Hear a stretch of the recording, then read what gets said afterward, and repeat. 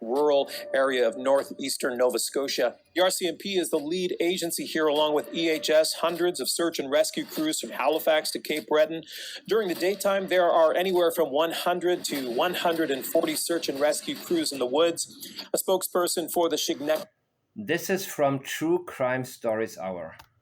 Central Regional Center for Education tells us the two children were students at Salt Springs Elementary School. Their stepdad told us they've both been out sick all week before disappearing on Friday.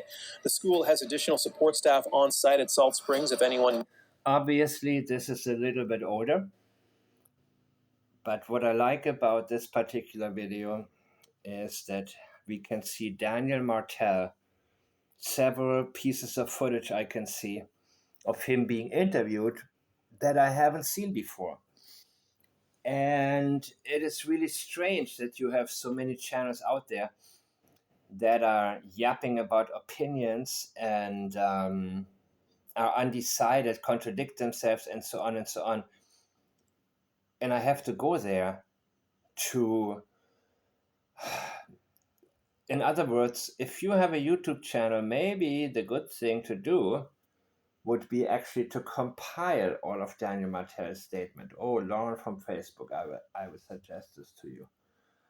I would definitely suggest this to you right now, because I have tried to suffer through a channel the other day in order to get a bit of an idea what we are, well, what to look for.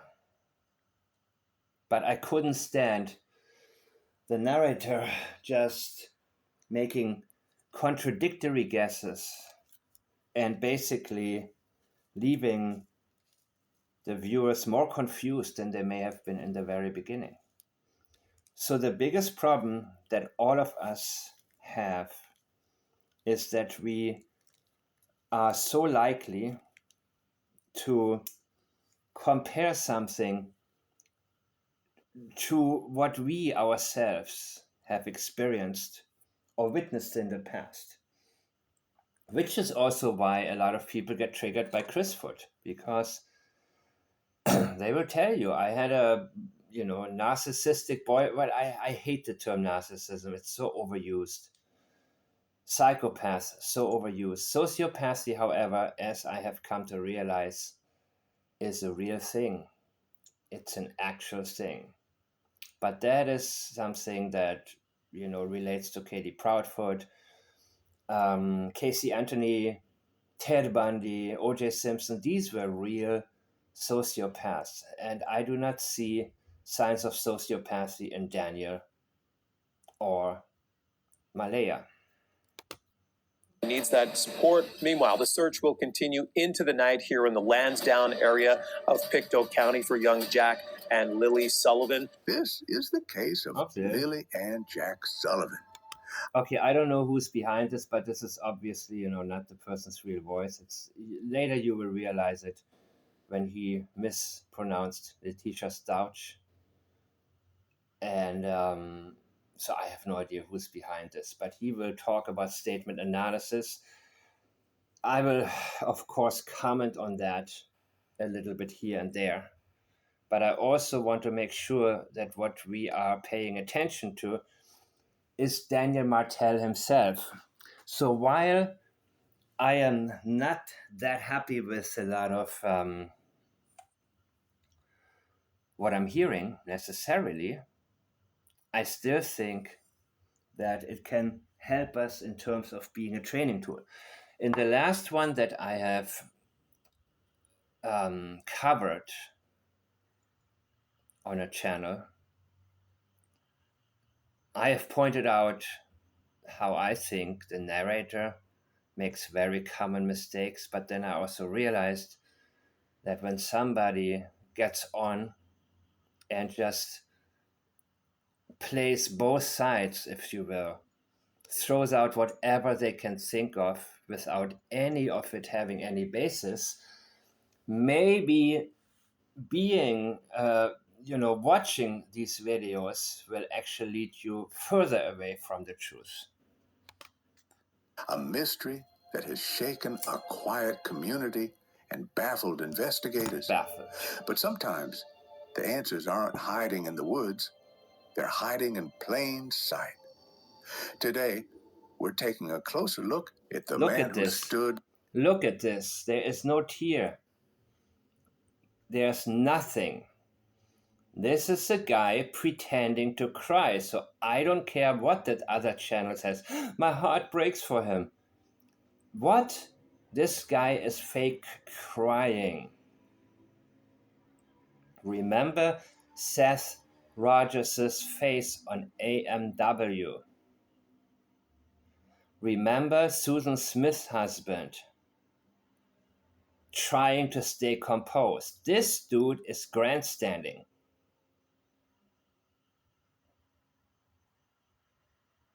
As a man, you are more likely to try to keep it together, even when you are actually falling apart inside. You still want to be strong for the family, for the children, for the woman in your life, because you know when all else fails, it's gonna be on you. A child can cry to get the attention from mom and dad.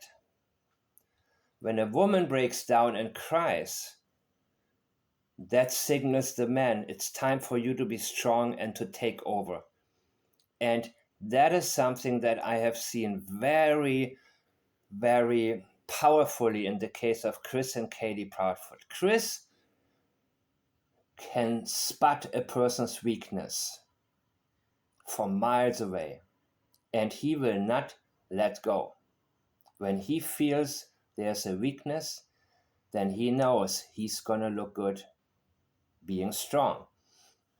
Similar to when he focuses on somebody claiming that, making false claims that he can easily, Justin from Clutched and Purse, allegedly, according to Chris Foot, he claimed that Cluminati and Crabtree were arrested for meth or something like that. Yeah, you see it again, once again. Do I need to say it? But the bottom line is, all the other things that were said probably on that channel, and no, I didn't watch that video, and I will not, especially not after the last one. He doesn't get into anything else. Same with that web sleuth disaster. Somebody in the comment section claimed the Bauer Success owned a funeral home. And the web sleuth yappers, of course, they picked it up probably and told, oh, well, somebody just said blah, blah, blah. And that's when Chris Foot comes on. I'm pissed. Yeah, I'm here. And then he goes right into this particular topic. And the message is, you are wrong and I am right. I am now in the position to correct you and make it crystal clear that you are wrong. So immediately he puts people on the defensive. But the upside, of course, for Katie is that when she gets flustered, he is the first to notice. And he knows exactly when to take over. He knows exactly when to give her a signal. The very blatant cough. I mean, is that how you would signal your partner if you think your partner has just messed up? Or would you be a little more subtle, or maybe be smart enough to come up with a safe word or something like that, or with a tap on, sit close together and hold each other's hands and then squeeze so people don't see it. I mean, there are millions, but Chris Foot is a black and white kind of guy who simply wants to show off his, I don't know, the type of superiority that he would like to have. He needs to be put in this position. He cannot simply discuss. You see, people who are always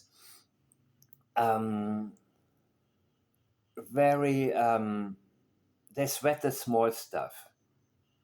I personally have a very hard time even communicating with people who sweat the small stuff. For me, it's always the big picture.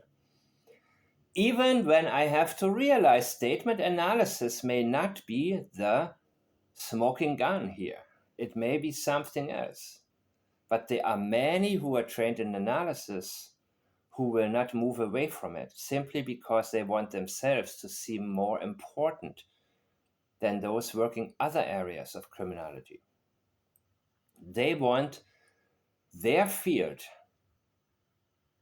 to be what solves it. And they want to be the representatives of that field. And they feel that they have studied enough to be able to do that. But you can never have done enough in terms of learning. To me, learning is an everyday process. It is much more fun for me than actually mentioning what I already know. But what is the best part about it is learning more and sharing what more I learn. I love the areas that are uncharted. I am not here to simply lean back and say, okay, I know this and I know that, and now that's all you're going to know because you have to go by my limits. No, I need to expand. And there are not that many people that I can think of who are actually willing to do that. But those are the people I tend to be drawn to. And Peter Hyatt was one of them. I disagreed with his conclusion in the case of Sebastian Rogers, but that was really the first time that I did that. I watched every single video of his, an average of 3 or 4 times, and spent hundreds of hours on his blog simply because I was looking for everything that I may have not yet been aware of. And so the people who have the mindset, that restless mindset of wanting to know more,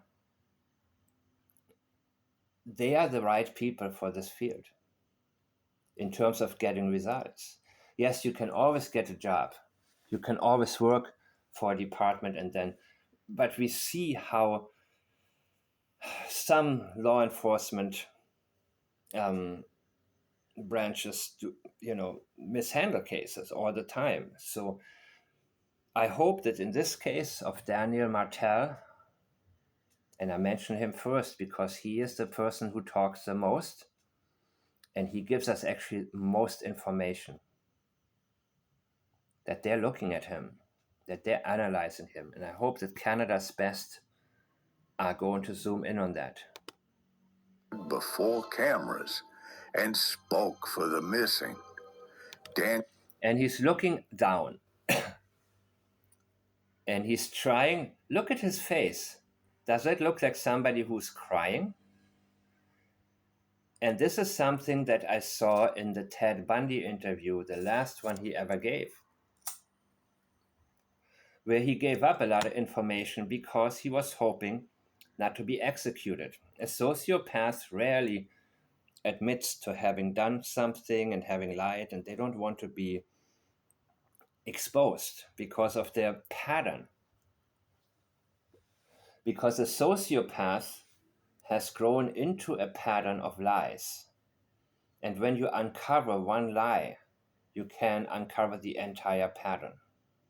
A sociopath can give himself away very easily by their desperate attempt to keep themselves from being found out. When it's close to being found out, they will do anything that they can to sidetrack, to move away, because the one thing they cannot stand is being looked at in a critical way, in an analytical way. Daniel Martell, their stepfather, because in the world of statement analysis, Really? how you say something can matter more than what you say. As a matter of fact, no. What you actually say That's what matters, not how people interpret what you say. And that is the key. What Daniel has told us actually is very eye-opening. I know they took their boots. That's pink boots for Lily, blue boots for Jack, with dinosaurs on them. Lily had her backpack with white, and it was white, strawberries on it. I imagine now if they're in the woods that it'd be probably brown, but I don't see them carrying their backpack. I don't see them carrying their backpack, singular. So that backpack belongs to both Lily and Jack? They didn't take both backpacks, 2 backpacks. They took 1. That's what he's telling us. He's focused on Lily, what Lily took. I don't see them carrying their backpack. He saw them. And he saw that they didn't carry their backpack. I don't see him keeping a pull-up one for that long. I don't see them keeping a pull-up long. So did Lily at times help Jack get rid of his pull-up when it was full, when it was soaked and nobody changed it for him? After it got soaked from the very first day. We only found the 2 boot tracks outside of the house. Whereabouts? Right beside the house, probably 10 feet away from the backyard. In the backyard, okay. Nothing new, other than the helicopters are still in the air. And the dogs, they took around the dogs today. And as of last night, they had 8 more drones going on with infrared. I urge the public to come out if you have anything.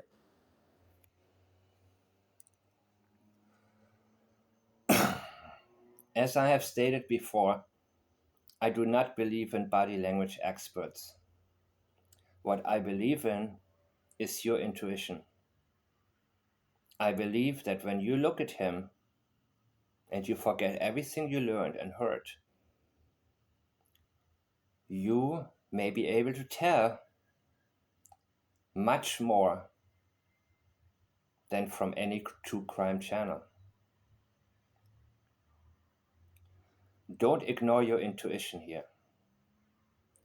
I have stated before, if you want to do something eye-opening, well, Chris Watts, everybody knows about the case now. But if you watch Chris Watts without the sound on, you would never be able to guess that he's talking about a missing family. When you look at Scott Peterson 20 years ago with Diane Sawyer, right? You never would imagine this guy is missing his 8 months pregnant wife. When you look at Susan Smith, especially in contrast to her husband, you wouldn't think her children are missing. And anybody that tells you to ignore body language as you see it. Now, the biggest problem again, and this is a part of conditioning in my opinion, and you see it on several true crime channels, they want to give you the answers. Most people do not want to think. They want somebody else to tell them what to think. And if they like that person and trust that person, they will repeat what that person is saying. That is what I see for the most part on Twitter. I see people repeating what their favorite channel tells them to do. And they not only don't think outside of the box, they are so deep in that box that they're afraid to say anything else. And this is something you cannot do. This happens also when you're on a team in law enforcement and your supervisor limits what you can do. And you focus on your little position, the field that you can control, and then you have to trust that somebody up there is eager and willing to use it the right way, which often doesn't happen. So when people talk about how great a job law enforcement is doing in general, my answer is usually yes and no, but it depends on the individuals working. aside from dedication or lack thereof, you also need to look at the skill or lack thereof. And the weakest link often holds back the chain. Sorry about that. Come out as fast as possible and get it to any as fast as possible. He always talks about jumping as soon as. He wants to portray a sense of urgency, which I do not see in his demeanor. Again, look at Susan Smith's husband. Look at Seth Rogers. And yes, focus on the body language, people. Never let anybody tell you to ignore something if it sticks out. The same with statements. If you hear somebody say something that makes absolutely no sense, and you keep thinking about it, and somebody tells you, well, that's just what people say. No, you need to listen to your intuition, because sometimes the difference between a case growing cold and being solved depends on one individual person who picked up on the right signal. Attachment or any police service that you have available to get to talk to. I know that. So, They took their boots, that's pink boots for Lily, blue boots for Jack, with dinosaurs on them. At first glance, it sounds like the kind of detail you'd expect from a caring stepfather. Specific, sensory, almost tender. But in the world of forensic linguistics, really? When someone starts with what they know, not what they think, not what they saw, we have to. That is something also where your mind should revolve on what you don't know. He's talking about what he knows, but what good does it do? Where are your children? What happened? You told us, then they were gone. Really? And that was the end of that sentence. They must have got out through the back fence and then they were gone. As soon as I seen they were gone. That's very final. And that indicates actually him having seen them leave. Maybe being placed in a car, driven away, and he saw them gone.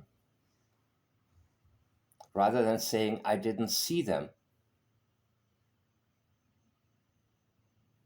I couldn't find them.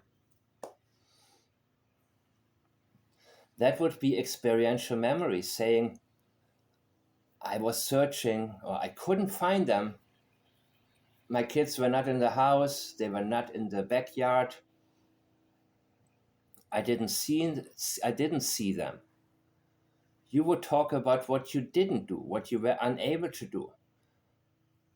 Not saying, I seen they were gone. You didn't see them, supposedly. But that's not what he is saying. As soon as I seen they were gone. He seen that they were gone. That is very active. That is very experiential in terms of knowing what happened. And he leaks that information. Ask, how do you know? Because here's the truth. He never says he saw the kids leave with those boots. He doesn't describe helping them put them on or even seeing them at the door.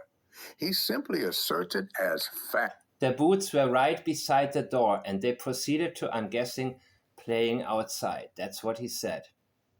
Yes, at one point he saw the boots were right beside the door. And he may have remembered, hey, make sure they take their boots. Make sure you take the boots alongside the children. Make sure that everything is missing that is supposed to be missing. So we're not going to have another Chrisfoot situation where Seth came in the morning and said, wait up. Seth said, wait up. All his shoes are here. What do you mean? he took off. And again, Seth, I think, should have raised a lot more hell about that from the very, very, very beginning. But him keeping quiet allowed the Proudfoots to become preemptive.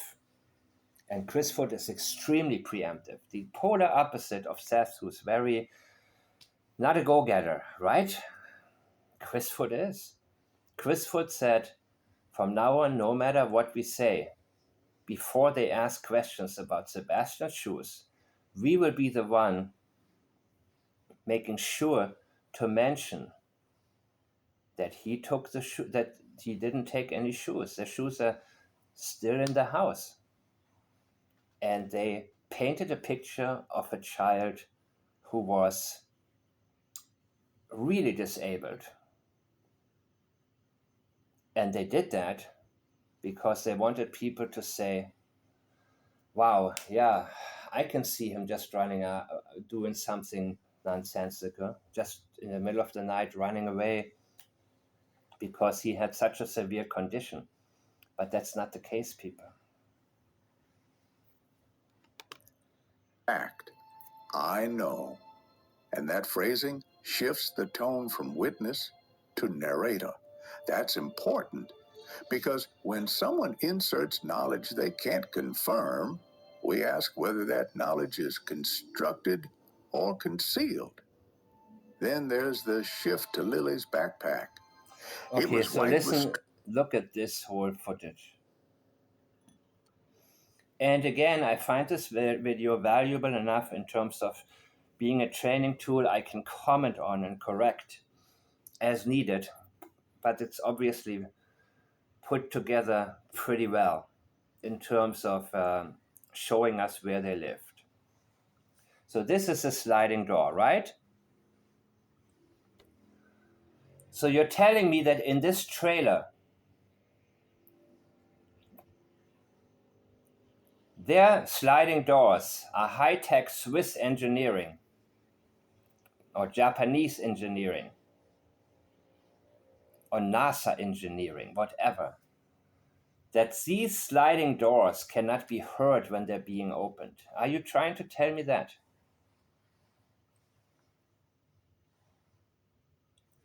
And the boots were right beside the door. Okay. Where they would wear the boots if they go into the yard. Or maybe they played barefoot in there. I don't know. What were the temperatures?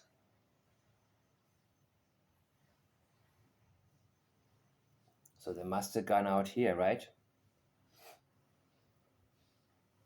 There was a shoe print on the road. Could have been that one of them was walking, at least one of them, when they got into the car. Where's Lily? Where's Jack? And what happened to him? And eventually to her? Strawberries on it. I imagine now if they're in the woods, that'd be probably brown. Very dark thoughts he has. That is a very negative picture to paint. And the question is why? And why would he even imagine that? Sure, maybe it's brown now, but why? And what makes it stand out? Why does the clothing and what they had with them stand out so much? Other than wanting to identify them. But he said the boots were right beside the door. And there was one backpack, singular. And it's their backpack. Did he hand it to whoever took him away? And what about all the cars that were supposedly there because of the so-called drug party? Was there a drug party, or was there actually a different reason that these cars were there? Maybe somebody helped transport them away. But I wouldn't doubt there was a drug party. And I also need to say that in the case of Daniel Martell, the way he looks compared to how he looked 2 or 3 years ago, his teeth, his facial, he looks like that lifestyle There's something wrong. When people's appearance changes for the negative, it often reflects a change of lifestyle. Again, we get a He's always looking straight at them, just like Ted Bundy did in that one interview. I didn't even finish my thought on that. But after he talks and after he pretends to cry, he looks straight at the camera or the cameraman or the reporter or whoever is there for approval. He wants to see their reaction. When people perform, they keep looking at their audience. A singer on stage will look at the audience to see if they're with him. Are you still with me? Or do I need to change something in order to get you with me? Are you following me? Do you relate to me? Do you empathize with me? And do you believe me? vivid, picturesque image, one that seems emotionally resonant. But what he's doing here is subtle.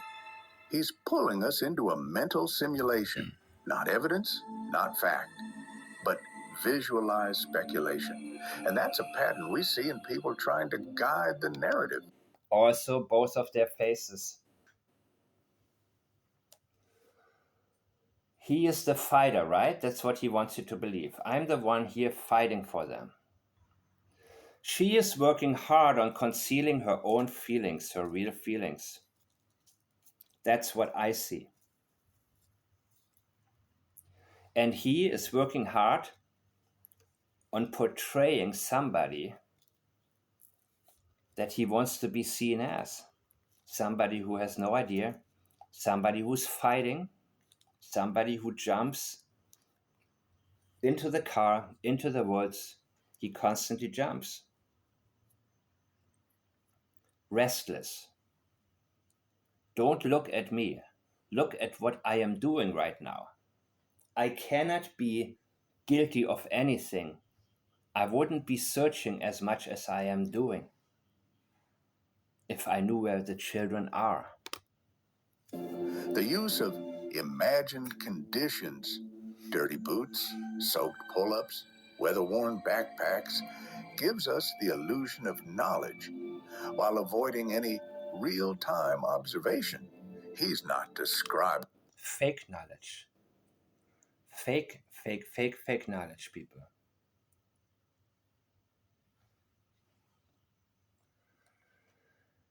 Nope. He's telling us something that he wants us to conclude. He wants us to conclude something that will mislead us. what he saw. He's describing what he wants us to believe. Then comes the most important line of all. We only found the 2 boot tracks outside of the house. Not the kids walked away. Not we followed their trail. Just 2 boot tracks. Just 2 boot tracks, and they are gone. They did not walk into the woods, people. They did not. These tracks stopped right there on that street. They were taken far away by car, in my opinion.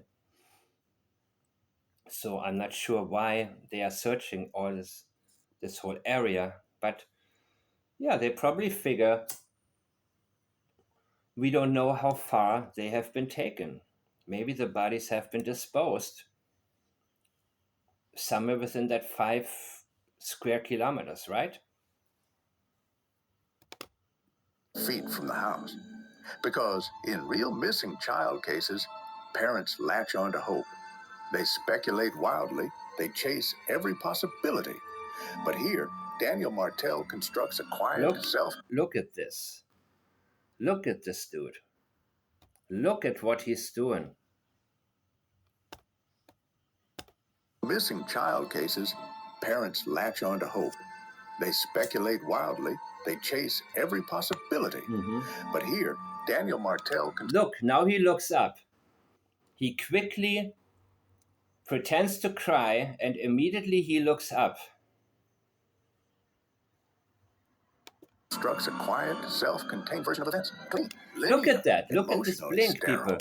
Look at this 1 second of pressing his eyes together, giving the illusion of wanting to cry or having to cry, and immediately looking up and giving a whole different look at the people that are interviewing him. Do you believe me? Am I credible? Am I doing good? That's what his eyes are asking.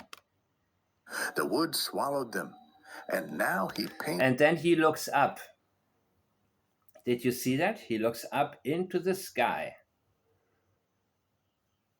He's avoiding eye contact while trying to think about what he's supposed to say.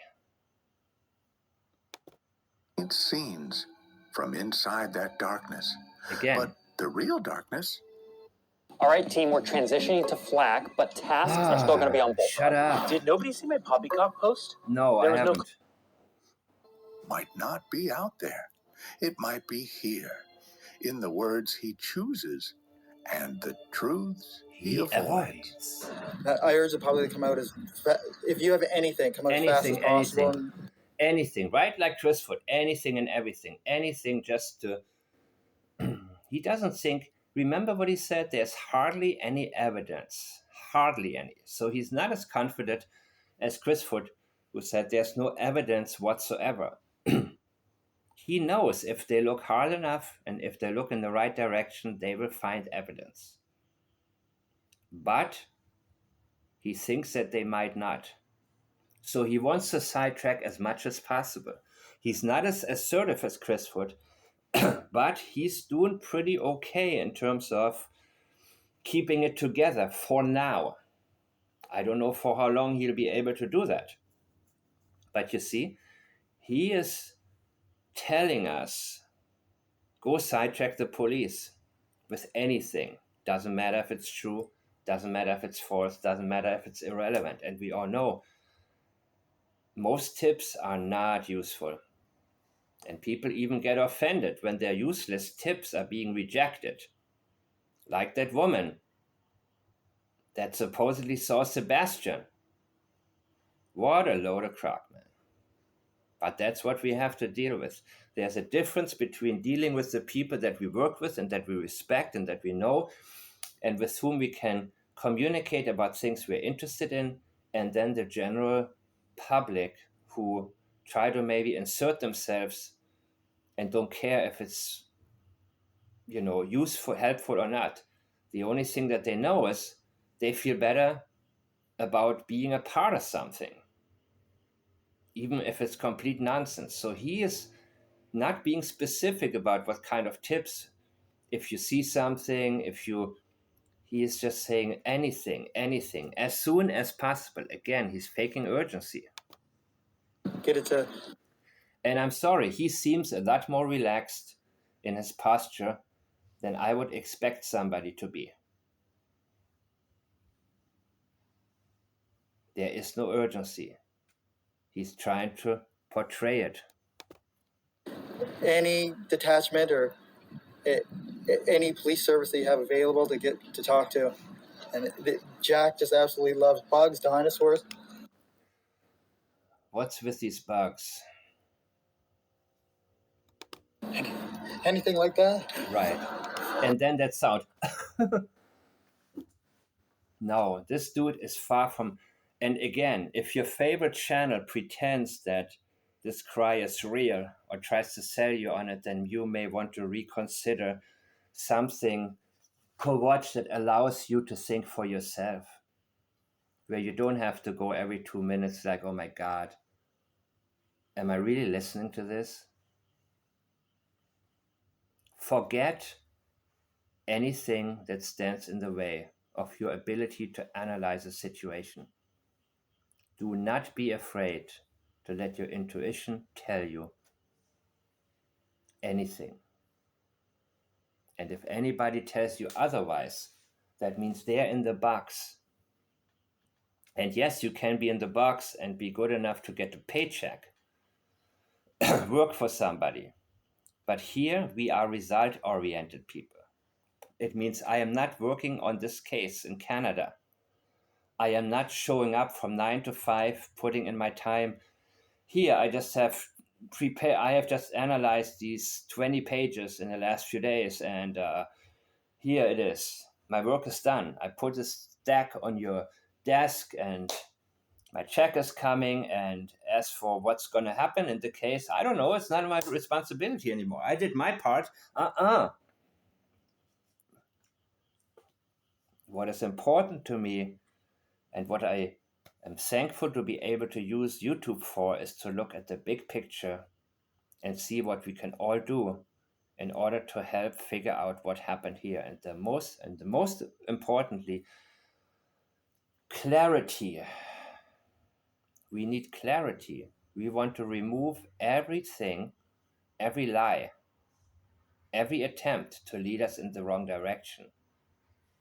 And yes, the truth is often hidden right there in plain sight. And Daniel, you are in plain sight for me right now. All you're running around, all you're jumping and everything, I'm looking at you right now as you speak. And you are trying to feed us a whole bunch of nonsense. And more than anything, you're trying to create a persona, a Superman, a fighter. And that is far away from the truth. But Lily loves girly things, but she also loves doing everything with Jack, Bugs. They're like best friends, not just brother and sister. Bugs again, love to do anything with him. Love to do bugs? Are there bugs on them? He looks straight into the camera. Yeah. His voice is steady. His words rehearsed. Yes. If you have anything, come out as fast as possible and get it to any detachment or any police service that you have available to get to talk to. Based on this short clip of him. And her facial expression also doesn't show me any urgency, and I don't see desperation. Again, remember Susan Smith's husband. I showed you the video the other day. The face is shaking. The face would be trying to stay controlled. The person would try to control their face because they want to scream and they want to crawl out of their skin, trying to go to wherever the children are. I just want my son. That's what says that. There was no rhetoric of bring him home. You're even going to see police in a minute say, bring him home. But there's a different reason that they say that. He's already doing better than the kid's biological mother. He's asked for help. He's inconclusive about... He didn't ask for help. He asked for anything to keep law enforcement from looking at him. What happened, even though he seems to have some reason to heavily suspect that they are in the woods. And then, just seconds later, the narrative pivots. And Jack just absolutely loves bugs, dinosaurs, and... What does it mean? He loves to be out there in the woods? Giving Jack a reason why he would wander off into the dense forest because he loves bugs so much? Anything like that. But Lily loved girly things, but she also loved doing everything with Jack. Bugs. They're like best friends, not just brothers. Actually, I think the first time he said loves girly things and she loved doing everything with Jack. And sister. But correct me if I heard it wrong. Did you catch it? Pat. And by the way, sometimes closed caption is also off. Tense. Lily loved. This isn't just a grammatical slip. In the world of statement analysis, Really? This is a red flag waving from the depths of subconscious disclosure. Innocent parents almost always refer to their missing children in the present tense, because without proof of death, The mind clings to hope. Past tense implies resignation, acceptance, or, in some cases, guilty knowledge. It's one of the most reliable linguistic indicators taught to police across the globe. And it's not just theory. It's been proven in case after case. Unless Christopher talks about the medication that Sebastian takes. Remember that one? Because Christopher doesn't know how to differentiate between referring to Sebastian as a human alive being in the present tense versus what he experienced witnessing in the past, because Christopher wouldn't know if Sebastian takes any medication right now. And he even stated 20 days after the disappearance, he's been off his medication for 20 days. So that actually implies knowledge he hadn't been on his medication. From Susan Smith to Leticia Stout. And that's, remember, we see Leticia Stouch. I don't know exactly how you pronounce it best, Stouch. Well, it's not Stalk, Stalk. And closed caption picked up, so this is not the voice of the person who created the video. This is an AI thing, or whatever it is that I'm myself not using. And look at these faces.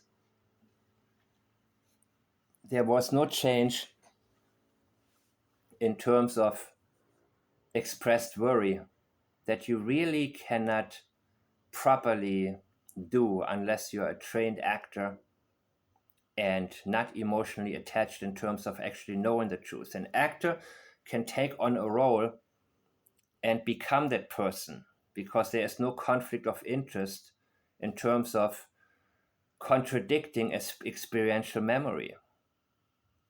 But if you have experiential memory and guilty knowledge, it is a lot harder to fake a facial expression when you know for a fact that something completely opposite took place. When a parent slips into the past tense prematurely, they're often revealing what they know, not what they feel. See her facial expression? Very clear. Not distraught at all. Daniel, when he looks at the people interviewing him, his face is clear as day. Nothing distraught about him.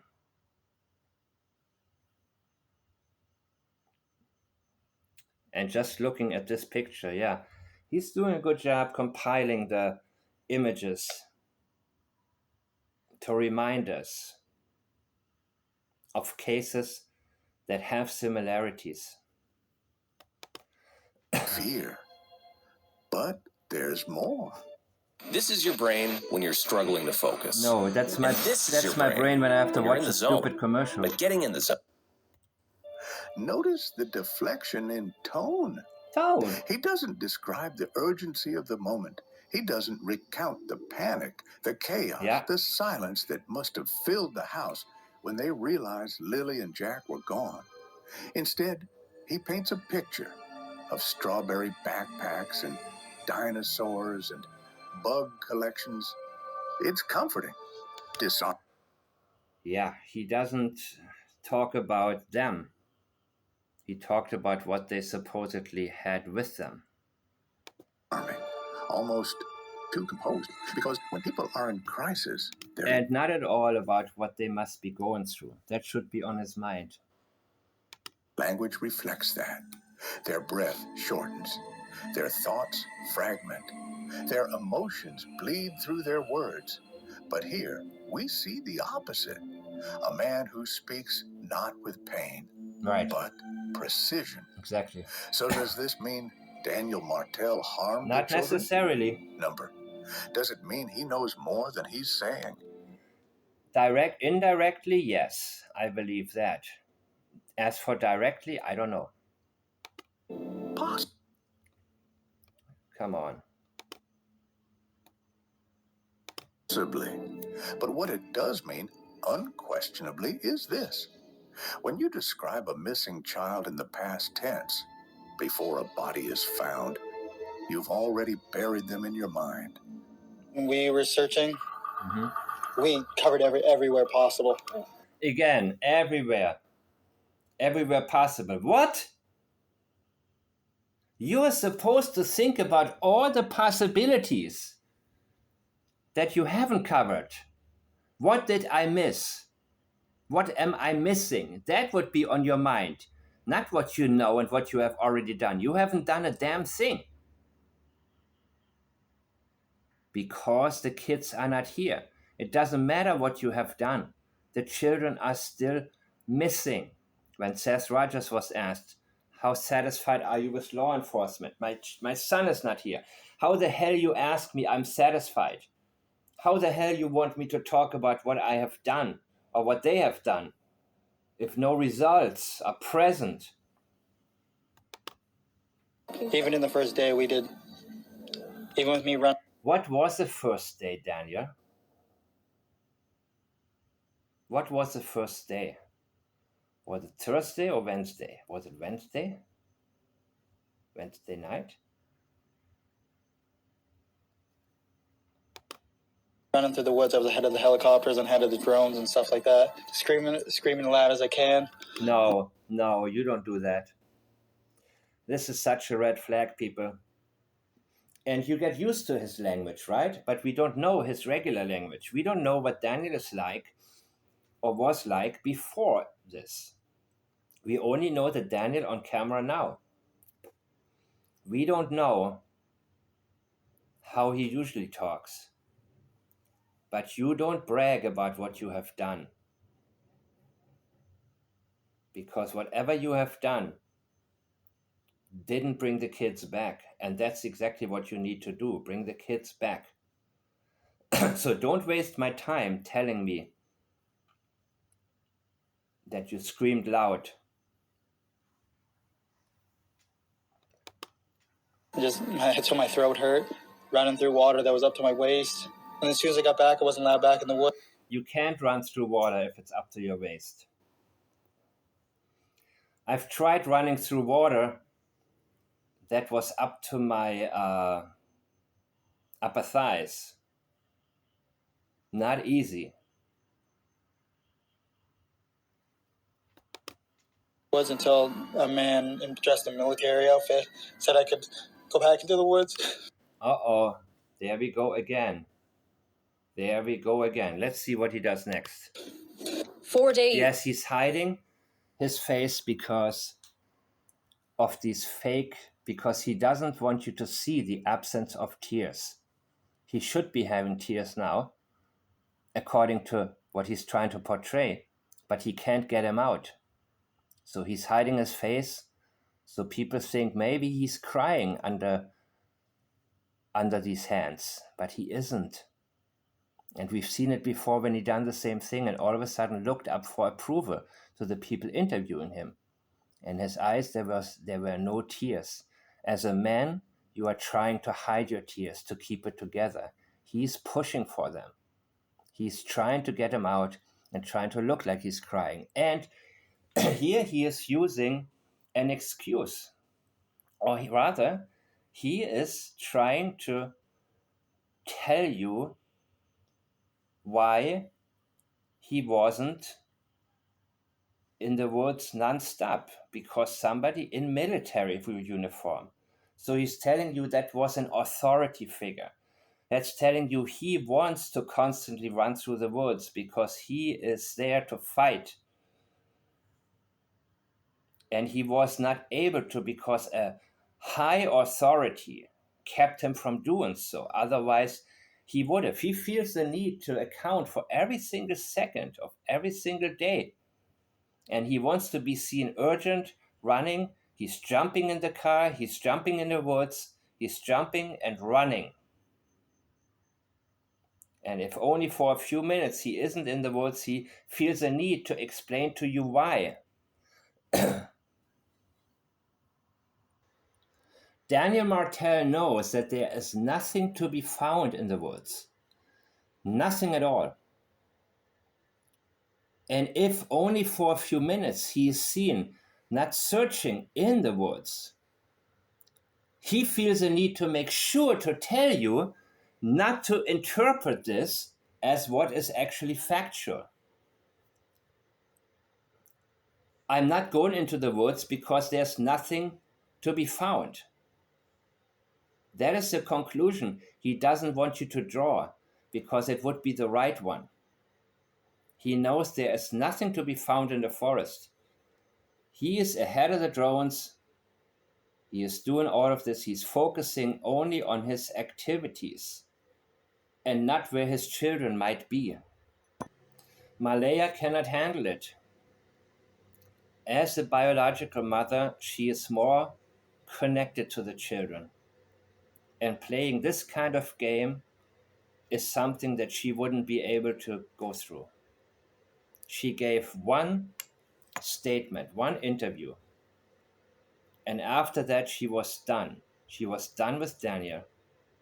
And her leaving the property and not staying in touch with him indicates to me that she knows there will not be any positive news from him, as in, guess what, baby, the kids were hiding and they just got back. She doesn't expect this. She knows there won't be any of these news. She knows exactly what happened to Jack and Lily. He is more concerned with his future, his image, than what happened to the children, in my opinion. But she, as a biological mother, it's very difficult. That's why she was never able to mention Jack and Lily's names in that one interview, not even once, because she's too connected and there was a traumatic event that impacted her stronger than him. It's easier for him to put on this kind of show. And yes, as far as I'm concerned right now, they are both equally in it. But the impact is different. And different people have different patterns of how they react when they don't want to be found out. Compared to the last disaster that I reacted to, this is actually kind of pleasant, because this guy makes sense at least once in a while. And I'm going to keep going, because I think this is actually going pretty well, people. And I like to be informed and react to things on the spot. And yes, I would love to have new news, but it's also alarming when you hear police focus so much on people in Canada speculating or pointing fingers, and police, oh my God, I didn't know it's like that over there. I didn't know that people don't have a right to, wow. But that explains a lot. Nobody wants to come forward. But again, the absence of anybody coming forward with anything positive to say about Daniel Malaya and their parenting skills needs to be noted also, because I don't think it would be against the law to go on TV and say, I grew up with Daniel, or I'm a friend of his, and I visited him in Malaya all the time, and the kids and them, this is a beautiful family, and they're very loving parents. Nobody stepped up to do that yet. Nobody felt the need to do that. Into the search for his missing stepkids, Lily and Jack Sullivan, Daniel Martell is pleading with the public to keep their eyes peeled, but he has begun to lose hope they are anywhere in the vicinity. Oh, really? Again, he's looking down, avoiding eye contact. I hate being wet and cold, so the immediately would have came right back into the house. The only two prints are right beside the house facing the road, and then that's it. Martell wants the search to be extended to include provincial borders in case the children were abducted, a reality he says is becoming more and more likely. Wait a minute. How long is this? Until my throat hurt, running through water that was up to my waist. And as soon as I got back, I wasn't allowed back in the woods until a man dressed in a military outfit said I could go back into the woods. 4 days into the search for his missing stepkids, Lily and Jack Sullivan, Daniel Martell is pleading with the public to keep their eyes peeled, but he has begun to lose hope they are anywhere in the vicinity. They hate being wet and cold, so they immediately would have came right back into the house. They hate being wet and cold. They immediately would have came back right into the house. Yeah, they didn't go into the woods. You just told us that. They wouldn't. And she says, I hope they're feeling warm. The only two prints are right beside the house facing the road, and then that's it. Martell wants They're facing the road. They gotten into a car. At least one of them was walked.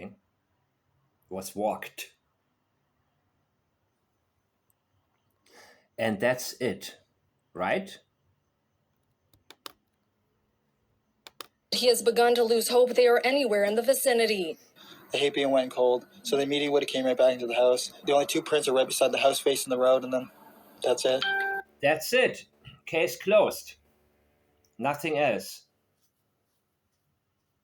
Why do the tracks end there? And why are you running through the woods, Daniel? Why are you running through the woods if you already told us they would have come back? They wouldn't have. The same thing with Sebastian Rogers. He's not a runner. Oh, except that particular day. He turned into a ninja and poof, into thin air. He disappeared. Yeah, right. They are telling us what they're trying to sell us is actually impossible.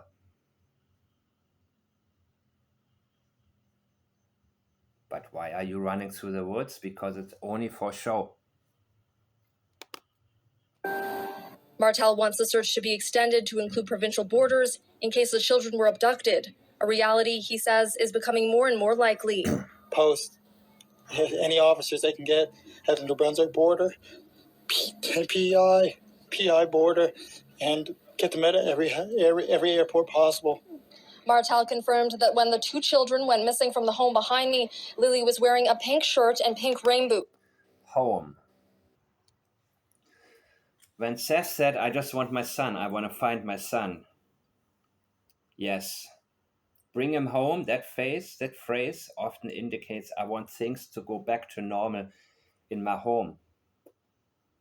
He is talking about hell, going through hell, and so does Chris Foot. They're talking about themselves. If you want to bring them home, you want things to go back to normal, one way or the other. A man runs through the woods waist deep in cold water, throat raw from screaming. His stepchildren are gone. And with cameras rolling, Daniel Martell does what so many parents in crisis have done before him. He tells the story of how he tried to bring them back. Embassy Wireless, own limited Skyline collection. Oh, wow. Rare freehold residences opposite. We covered everywhere possible. I was ahead of the helicopters, ahead of the drones. It sounds heroic, desperate. The words paint a vivid picture. Daniel, alone in the wild, outpacing technology and authority. But here's where it gets interesting, because when people describe actions in high-stakes moments, they usually center the outcome. I searched and found nothing. I didn't stop until I was pulled away. But Daniel, he centers himself. Even with me running through the woods, my throat hurt. I wasn't allowed back in the woods. In statement analysis. Okay, spare me. But yes, that's what it's called, but it's there's a reason, and the reason is not always the same for everybody in every situation. In his case, of course, he's already telling us that what he's doing is absolutely useless. He already knows the outcome. They're not going to find anything. So he can't help mentioning this so-called outcome because he already knows. He knows there's nothing to be found. He knows damn well the kids wouldn't run into the cold and wet forest. They wouldn't do that. So he's telling you that he's throwing himself into an activity that he already knows isn't going to bring any results. Unless, if they gotten into a car, which I think they did, they could have been dumped somewhere. But he's telling us, no, not in this area. You're not going to find anything. This is called spotlighting the self, placing the emotional weight not on the missing children, Yep. but on the speaker's experience. It's subtle, but powerful. No, because it's not. grief doesn't usually narrate itself. Right. Guilt does. Grief does not narrate itself. Remember K-Foot? All her talking about being hysterical and how she's supposed to feel? You don't need to say that. People will see that. Seth never said that. He never talked about how he feels. He actually said it's not important how I feel. But he expresses how he feels, even though he's trying to hold back. He cannot not express it. This dude is doing everything that he can to portray himself in a way that he would be if he had no guilty knowledge. Then he adds a striking line. I wasn't allowed back in until a man dressed in a military outfit said I could go. Rob? That detail, a man in military uniform, serves a dual purpose. It evokes control, authority, restriction, but it also sets up a defense. I wasn't allowed to do more. It's a rhetorical shield, positioned long before any accusations are made. And just when we think we're hearing a father clinging to hope, he pivots. They hate being wet and cold, so they would have come right back into the house. There's that word again, would. He's no longer speculating, he's asserting behavior, certainty, which leads to the most critical sentence of all.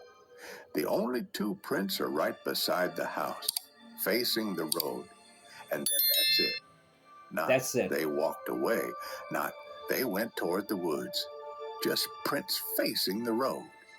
And suddenly, Daniel, who minutes ago described a wilderness chase, is telling us the children didn't go into the woods at all.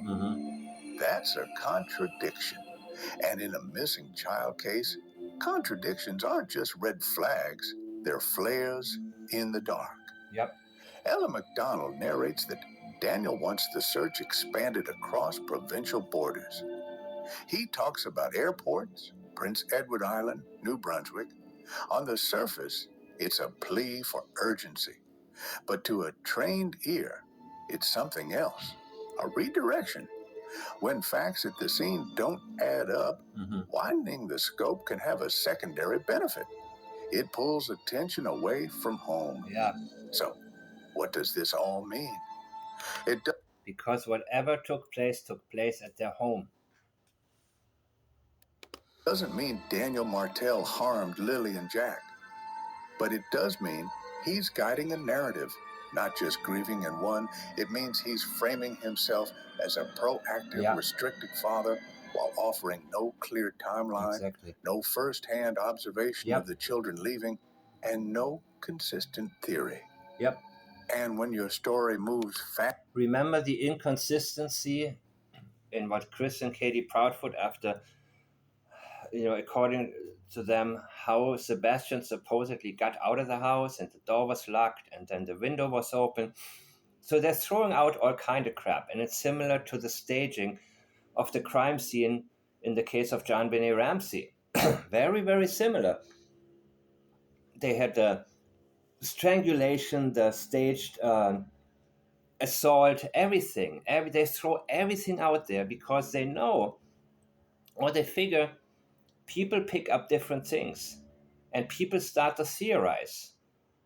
And people love to talk, but they don't love to most people do not like to look for the facts. They like to make up their minds immediately, and they like to oftentimes even watch channels that immediately tell you or claim they know exactly what happened, and it's all nonsense. Because as I have demonstrated in my last video, these so-called creators often, they sling everything, every possible, and whatever sticks to your mind, as long, it's sort of like when you have a psychic, a so-called psychic, on a television program. Oh, I hear the name, something starts with a J, and I see also brown eyes, and I see glasses. Anybody? Oh my God, that's my. Yeah, you know what I mean. They just feel it out. They throw it out there, and then see what the reaction is. And based on the reaction, they will probably narrow in on something that they know they get positive reaction to. And that's exactly what they're doing. Nothing concrete. Anything except look in the right direction, which is him himself. When he is putting his hand over his eyes, he doesn't want to be seen. He wants you to accept the persona he's trying to create right now, but not look any deeper. That's why he's also not making any eye contact, or very little. Faster than the search teams, that's when we pause. Because sometimes the trail doesn't begin in the woods. Yep. It begins in the words. You said they're flying in someone to do a polygraph test. Is that on you? That's not just on me, but on everyone. That's what I asked for.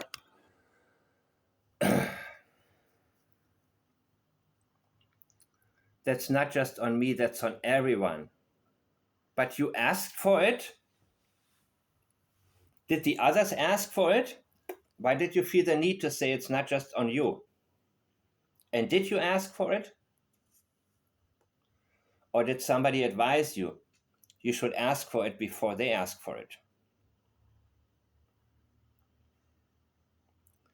That's for everyone? For who? Who's everyone, Daniel? Sorry, I didn't. Teams, that's when we pause. Because sometimes the trail doesn't begin in the woods. It begins in the words. You said they're flying in someone to do a polygraph test. Is that on you? That's not just on me, but on everyone. Nope. That's on you, Daniel.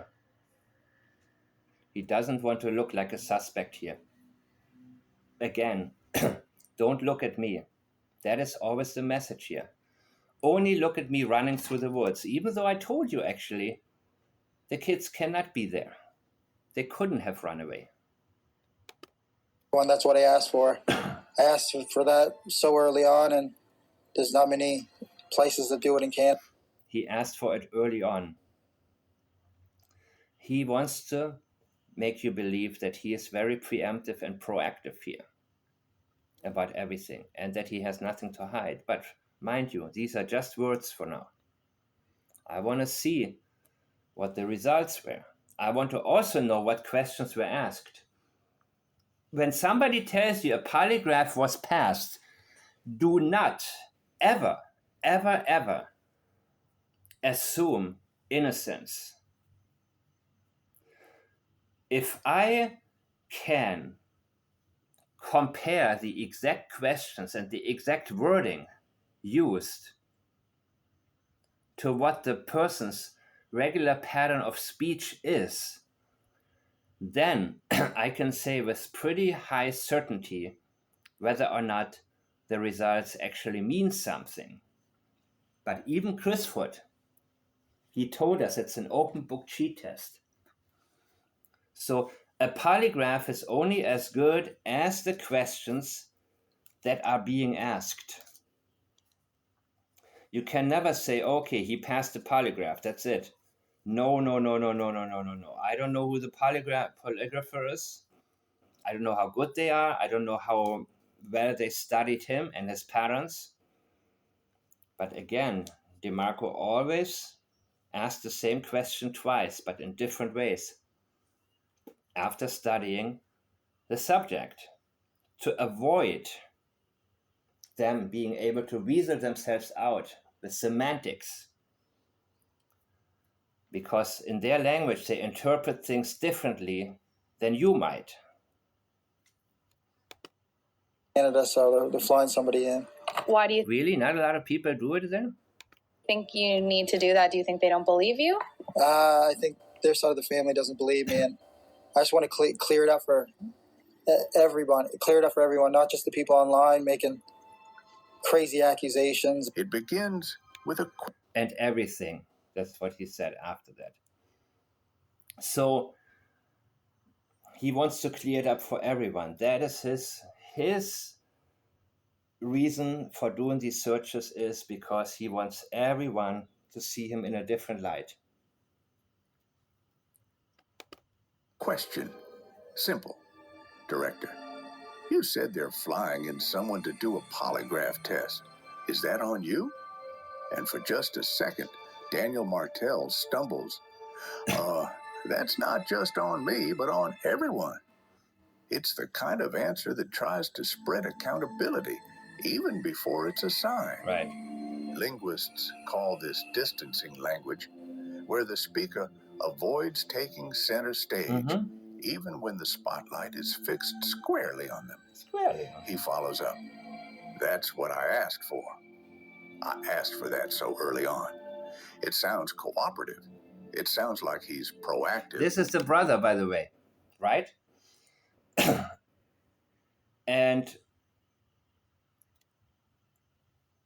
that four-wheeler looks like the cleanest thing on the property. And he seems to take pride in it, but not his house. And I haven't heard much about the brother. I have heard nothing really about the brother. I could have sworn it's Daniel, but I thought I saw on that channel that I talked about that picture, and the person claimed it is his brother. I don't know. Now I don't know. Now I'm not so sure. Is it really or is that his brother? That's Daniel, and that's his brother, right? Ah, okay.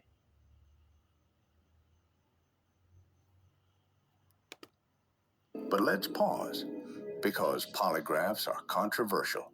They aren't admissible in many courts. And? Their results are often disputed. But what they are is revealing, not of truth, but of fear. People rarely request... Unless you are not a good polygrapher and you allow them to suggest your own language, which Chris Proudfoot claims that you can do that. And if you can do that, there's a good chance of beating the polygraph. You never want to allow them to impact what kinds of questions to ask. And I'm asking myself now, who took Chris Proudfoot's polygraph? That the person would allow him to tweak the language to something that Chris could easily deny without showing fear. Polygraphs unless they feel accused or worse, unless they know suspicion is circling closer than they'd like. So when Daniel says, I asked for it, what he's really doing is preemptively managing suspicion. Yep. He wants to tell you that he has nothing to hide. And that is something also that is not necessary to say. Yep, I'm taking a polygraph. Why? Because I want police to stop looking at me and focus all of their energies in the right direction and find my children. Not do it for everyone. You said you're doing it for everyone? Do it for the kids. That's what the polygraph is for. To eliminate the people that were in the household. Because statistically speaking, these are the people that you need to look at and eliminate first. So this is not about these online people with crazy accusations and everything else. What importance is there unless you have something to hide? And some of these suspicions, as you have said, everything else are actually correct. And they hit home. And you don't want people to hit home. You want people to not look at you. So he's telling us the intention or what he sees as positive. Remember, he talked about he's looking for something positive, some positive outcome. And he didn't say the children being alive and well. He is struggling and he's fighting for something to come out of it that doesn't land him in jail. He's telling us, I have nothing to hide.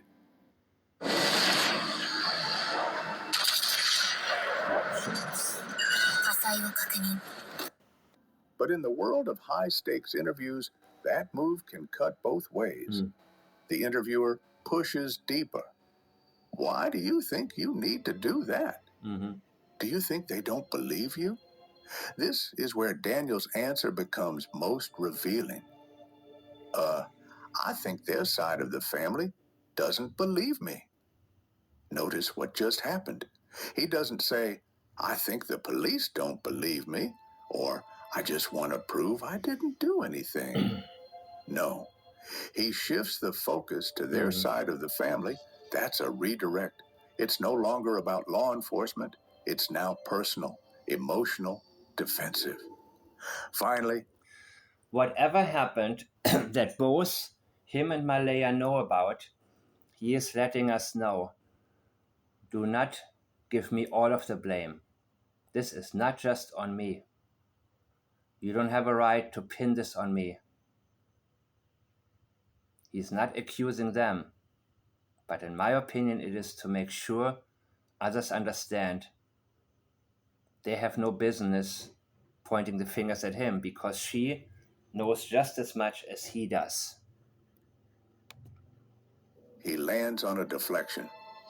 Not just the people online making crazy accusations. He pivots away from the core issue of trust and toward the noise, the public, the internet, the critic. Because people may be more likely to suspect him being the stepfather. And that's where many... And that's, of course, there's statistical reason for that. Why a lot of people do that. They're more likely to suspect a step-parent than a biological mother.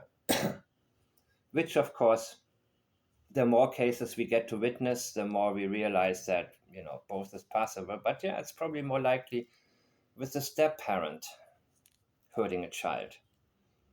And what he is doing is letting us know these people, her family, have no business pointing the finger at him because she's as deep in it as he is.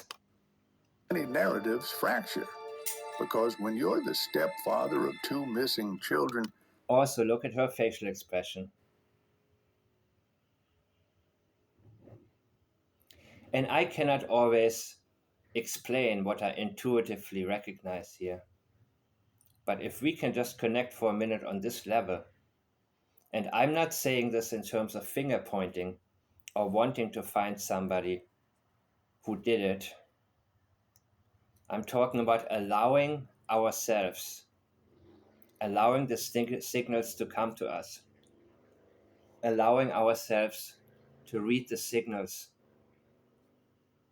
the signs that are there. And I'm not sure if I missed it, but he also said that side of the family, they say, I did it. I had something to do with it, which is pretty close to an embedded admission. Your focus doesn't drift toward social media. Not if you're innocent. Not if you're desperate. Not if your mind is where it should be. On the woods, the kids, the outcome. Instead, Daniel Martell appears to be managing a reputation, not a crisis. So what does this all mean? It means he's aware of how he's being seen. It means he feels pressure, not just from investigators, but from their side of the family. And it means he's trying to build a version of himself that asks for the polygraph. before anyone even demands it. Because sometimes Did I miss something here? Because I watched it before and I think I missed something, man. But it doesn't really matter because I you think have I covered available enough. to get to talk to. Based on this short clip of him, he's already doing better than the kid's biological mother. Is that it? More.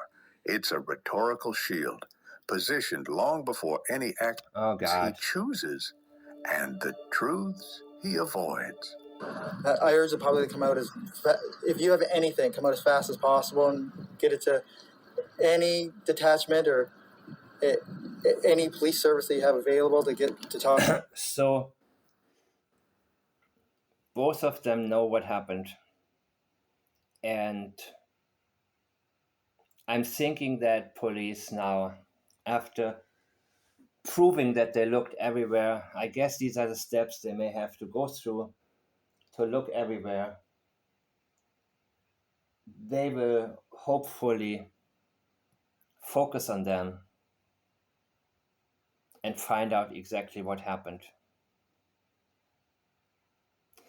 I thank you guys for watching. If you see anything worth examining, please bring it my way. And